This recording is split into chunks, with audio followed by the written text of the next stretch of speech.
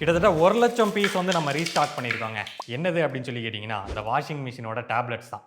நெறைய பேர் இத வாங்கி ரிவ்யூ பண்ணுங்க. இது ஒர்க் ஆகுமான்னு சொல்லுங்க அப்படின்ற மாரி கேட்டிருந்தீங்க.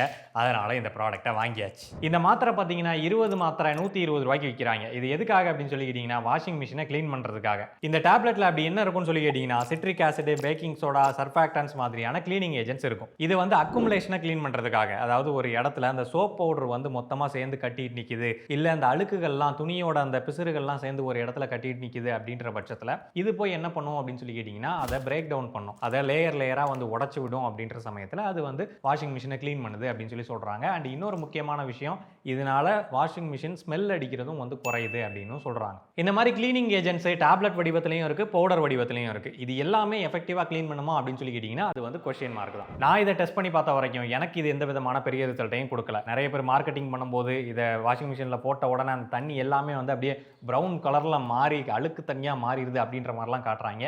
பட் அந்த மாதிரிலாம் நடக்கிறதுக்கு வாய்ப்புகள் குறைவு தான். அண்ட் இந்த கிளீனிங் ஏஜென்ட்ஸ் எல்லா மிஷினுக்கும் ரெகுலராக தேவை கிடையாது. ஃப்ரண்ட் லோடு வாஷிங் மிஷினை பொறுத்த வரைக்கும் அது ஏர் சீல்டாக இருக்கும் அப்படின்றதுனால அதில் ஸ்மெல் அதிகமாக உருவாகும். அப்படின்ற பட்சத்தில் வேணா அதில் ரெகுலராக இதை யூஸ் பண்ணலாமே தவிர, டாப் லோடை பொறுத்த வரைக்கும் அதில் நம்ம பெரும்பாலும் ஓப்பனில் தான் வச்சிருப்போம் அப்படின்றதுனால ஸ்மெல் பெருசாக உருவாகாது. க்ளீன் பண்ணுறதும் வந்து நம்ம ஒரு வருஷத்துக்கு ஒரு தடவை க்ளீன் பண்ணாலே போதுமானது. ஸோ என்னை பொறுத்த வரைக்கும் இது மார்க்கெட்டில் புதுசாக வந்திருக்கிற ஒரு டம்மி ப்ராடக்ட் தானே தவிர மற்றபடி வேற ஒன்றும் கிடையாது.